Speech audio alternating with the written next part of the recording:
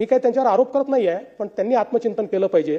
ते म्हणजे आदरणीय सुप्रियाताई सुळे आणि या सभागृहाचे सदस्य श्री रोहित पवार यांचे अत्यंत गंभीर प्रश्नाकडे मला या ठिकाणी जायचं आहे, आणि तो म्हणजे राज्याचे मंत्री जयकुमार गोरेजी यांच्या संदर्भात घडलेली जी घटना आहे। आपण राजकारण करतो, पण राजकारण करत असताना कोणाला जीवनातनं उठवायचं अशा प्रकारच्या हेतूनं जर त्या ठिकाणी राजकारण होत असेल तर ते राजकारण योग्य नाही आहे। आपल्याला कल्पना आहे की त्यांच्या संदर्भातली जी केस होती ती केस 16 मध्ये रजिस्टर झाली, 19 मध्ये ती संपली। खरं म्हणजे ते तेव्हा सत्ता पक्षातही नव्हते, ते आमच्यासोबत नव्हते, पण ती हरकत नाही आहे कुठेही असलं तरी। आणि त्याच्यानंतर अचानक हे उकरून काढायचं अशा प्रकारचा जो विषय झाला, आणि म्हणून मी त्यांच्या हिमतीची दाद देतो। एखादा व्यक्ती अशा परिस्थितीमध्ये आपण दोषी आहोत का नाही आहोत, बाबा हे घरच्यांना अपमान नको, समाजात अपमान नको, म्हणून अशा गोष्टी मिटवता येतील का प्रयत्न करतो। पण त्यांना लाचेची मागणी झाल्यानंतर की आम्हाला हे प्रकरण मिटवायचं, त्यांनी हा निर्णय घेतला की मी या प्रकरणात दोषी नाही, मला कोर्टाने त्यात सोडलेलं आहे। त्यामुळे त्यांनी पोलीस स्टेशनला जाऊन तक्रार केली। तक्रार केल्यानंतर ट्रॅप लावला, ट्रॅप लावून सगळं कन्व्हर्सेशन हे त्या ठिकाणी टेप झालं, सगळी मागणी टेप झाली। अनेक कन्व्हर्सेशन्स आहेत जे सगळे त्या ठिकाणी पूर्णपणे टेप केलेले आहेत। आणि हे टेप झाल्यानंतर मग ज्यावेळेस पोलीस विभागाची खात्री पडली की मागणी योग्य, म्हणजे मागणी केलेली आहे, तक्रार योग्य आहे, त्यावेळी पोलिसांनी सापळा रचला आणि प्रत्यक्ष त्या ठिकाणी हँडओव्हर करताना कॅश त्या आरोपीला पकडण्यात आलेला आहे। त्यामुळे हा ब्लॅकमेलिंगचाच प्रकार होता। अशा प्रकारचं ब्लॅकमेलिंग नेत्यांच्या विरुद्ध कोणी करेल आणि आपणही त्याला हवा देण्याचा प्रयत्न करू, शेवटी त्यांच्याही घरी 22 वर्षाची मुलगी आहे, त्या मुलीवर त्याचा काय परिणाम होत असेल याचाही विचार आपल्याला केला पाहिजे।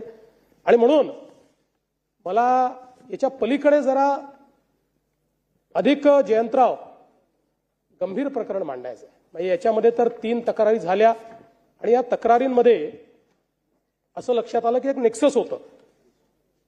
ही जी काही महिला आहे, त्यानंतर तुषार खरात नावाचा एक तथाकथित यूट्यूबर आहे तो, आणि असे काही लोकांचे नेक्सस आपल्याला त्या ठिकाणी पाहायला मिळालं।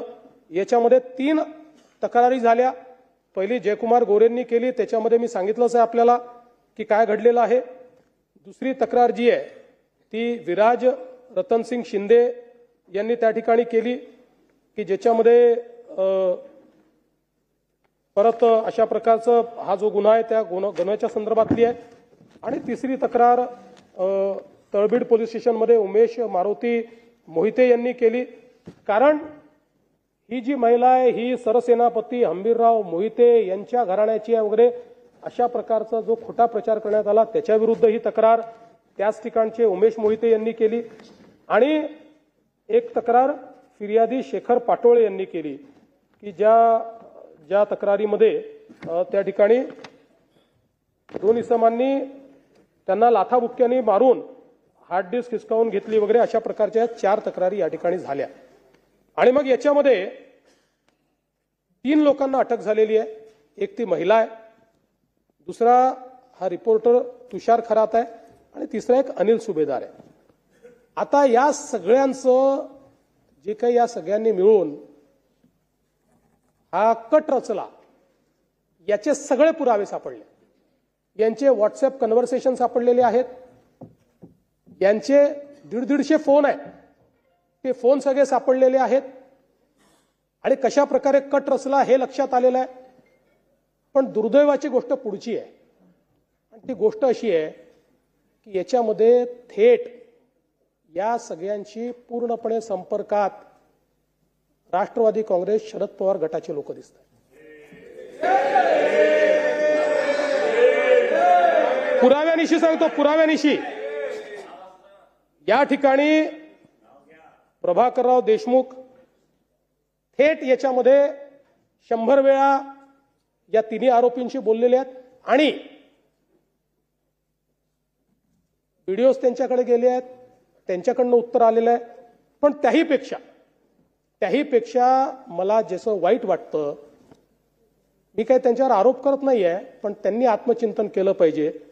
ते म्हणजे आदरणीय सुप्रियाताई सुळे आणि या सभागृहाचे सदस्य श्री रोहित पवार.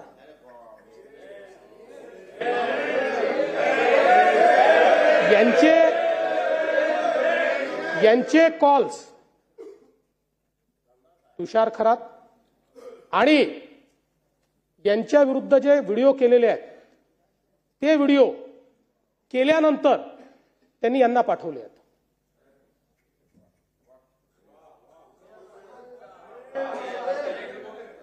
पण उत्तर मी तुमच्यावर आरोपच केलेला नाही. आता याची चौकशी होईल. पण कुठेतरी हे चाललं काय आहे? आम्ही एखाद्याला आपण राजकीय शत्रू नाही आहोत, आपण राजकीय विरोधक आहोत. पण अशा प्रकारे कोणाला जीवनातनं उठवून टाकायचं, अशा प्रकारची कॉन्स्पिरसी जर या ठिकाणी होत असेल तर हे चुकीचं आहे.